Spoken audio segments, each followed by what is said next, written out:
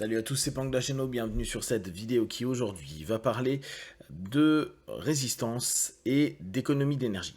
J'aimerais vous partager des réflexions, des observations, je pense que certains d'entre vous ont pu vivre les mêmes choses sur cette capacité que notre cerveau arrive à créer à l'intérieur de nous pour maintenir un maximum l'économie d'énergie, le fait de ne pas trop se bouger ou ne pas trop modifier de pattern, donc de schéma et de modèles automatisés, afin de rester le plus en forme possible, ou en tout cas avec le plus d'énergie possible pour continuer à vivre le lendemain ou les jours, les semaines, les mois et les années après. Il est démontré actuellement, et ça va peut-être évoluer, mais pour l'instant que le cerveau semble programmé pour plusieurs éléments, donc se nourrir, se reproduire, prendre du pouvoir, développer de la connaissance pour prendre du pouvoir, et l'économie d'énergie. Pour les personnes qui sont hypnotistes, vous savez que dans le subconscient, on estime qu'il y a ce côté que Cain appelait le côté un peu feignant, qui revient au bout du compte à l'économie d'énergie. Donc on cherche spontanément à économiser notre énergie, parce qu'on ne sait pas ce qui va se passer, parce que tout simplement on n'a pas une énergie illimitée, et ça peut être purement physique, en fonction des calories qu'on peut avoir, en fonction de la chaleur qu'il y a autour, en fonction des conditions diverses qui peuvent se créer. Notre énergie est variable, en plus on a le temps qui souvent diminue cette énergie-là. Il y a énormément de facteurs qui malheureusement va faire perdre de l'énergie. Vous le voyez bien, entre un jeune enfant qui bouge dans tous les sens, un ado, un adulte et une personne âgée, il n'y a pas du tout le même type d'énergie et il n'y a pas les mêmes possibilités, c'est pas du tout les mêmes orientations, parce que tout simplement, au fur et à mesure, notre stock d'énergie diminue. En partant de là, on se rend bien compte que quand on travaille sur soi, quand on travaille avec des partenaires, il arrive très très très souvent qu'il y ait des résistances. On sait qu'il y a la résistance au changement, c'est reconnu en psychologie. On a tous des résistances au changement. Bouddha a beau dire tout est impermanent et on doit s'adapter, globalement c'est bien mimi philosophiquement parlant, mais quand physiquement, émotionnellement, intellectuellement on nous propose de nous adapter, de changer des habitudes, de changer des routines, de changer des patterns, c'est une vraie galère. Quelle qu'elle soit, parfois elle semble anodine, c'est juste prendre une route pour faire un détour parce qu'il y a des travaux quelque part. C'est parfois juste modifier un élément dans ses comportements du quotidien, modifier des mots, modifier des tout petites choses. Et on se rend compte à quel point on peut avoir des résistances, et comme on a créé des schémas et des automatismes en nous depuis parfois des décennies, cette modification n'est pas anodine, même si ça semble tout petit. C'est énormément de cheminement automatisé qu'on va devoir stopper, réorganiser, réorienter. Et là, on peut prendre la comparaison avec la route, où à un moment donné, les gens ils prennent toujours le même chemin. Il y a des choses qui commencent à changer parce qu'il y a des travaux sur la route, parce qu'ils sont en train de modifier des éléments. Et on voit à quel point c'est compliqué d'accepter, et même parfois des années plus tard, quand les travaux sont finis et qu'ils ont un peu tout modifié, ouais mais avant c'était quand même beaucoup plus simple, on pouvait y aller en passant directement par là, maintenant on est obligé de faire un détour.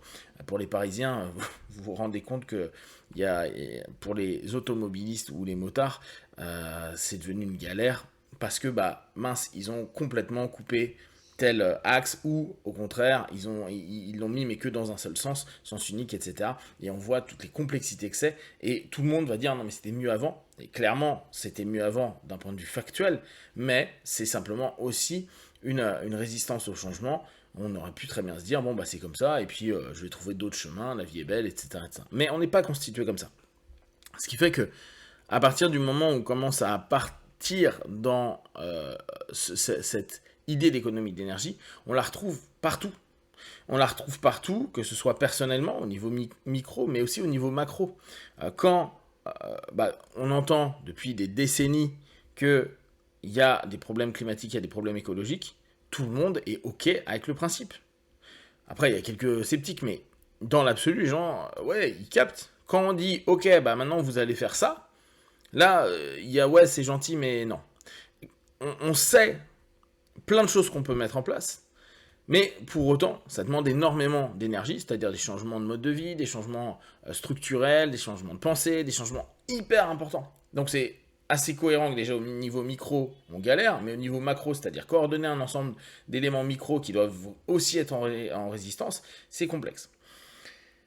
Dans le changement personnel, alors vous savez que moi j'aime pas trop le mot changement, mais dans le travail qu'on va faire à ce moment-là, on se rend bien compte que si on commence à recadrer certains éléments, ça va impliquer de nouvelles fonctionnalités, entre guillemets, de nouvelles perceptions des choses, qui, dès lors, vont être hyper compliquées pour soi à gérer dans un premier temps.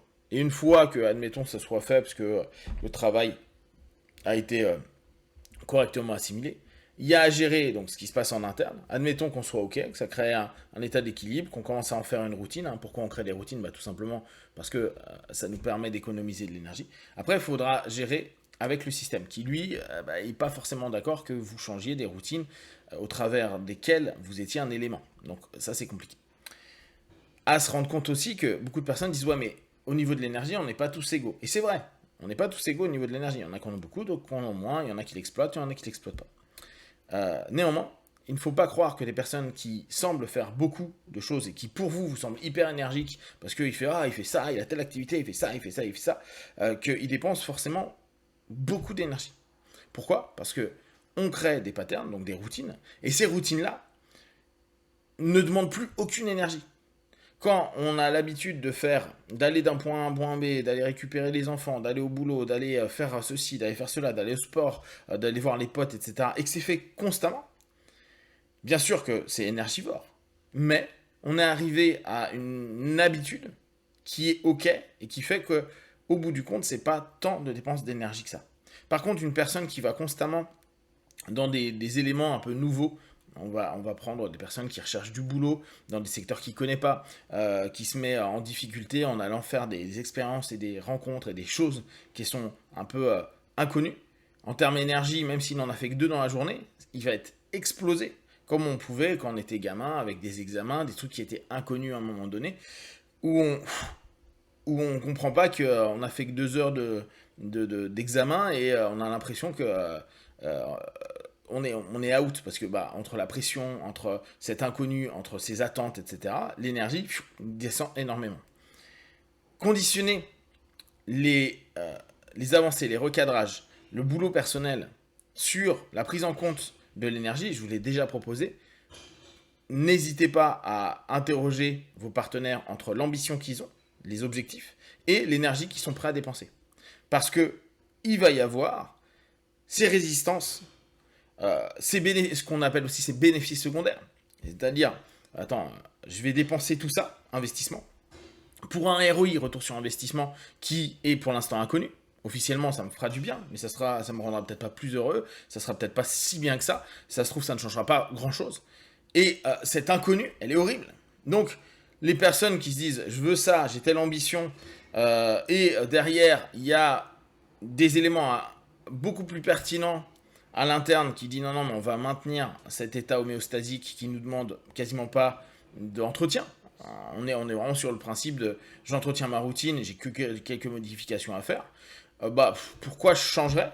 Pour l'instant, le bénéfice que je peux avoir à changer est trop cher, c'est une dépense trop importante en énergie pour ce que ça pourrait m'apporter à un moment donné comme satisfaction.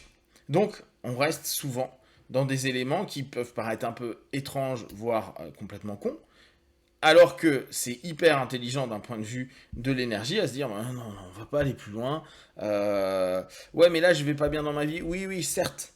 Mais tout le changement, toutes les modifications, tout ce que je suis en train de percevoir que je dois faire, puis après que je devrais gérer, et pour en faire quelque chose qui devient un pattern, une routine, quelque chose qui demande moins d'énergie, l'investissement va me coûter trop et ne portera peut-être pas un plus si marquant. Il peut y avoir un plus, mais parfois c'est comme si vous avez dépensé énormément d'argent, que vous avez un nouveau produit, et en fait vous dites cette nouvelle technologie-là, ça valait pas le coup.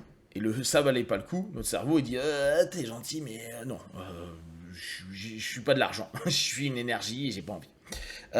Bien qu'on pourrait se dire que l'argent est une énergie. Si vous avez déjà vécu ce genre de résistance, d'observation liée à justement cette énergie à dépenser, donc cette conservation d'énergie, partagez vos expériences et comme d'habitude, j'y répondrai le plus rapidement possible. Ne prenez que ce qui est bon et juste pour vous, testez, observez, analysez, concluez. Be one, ciao.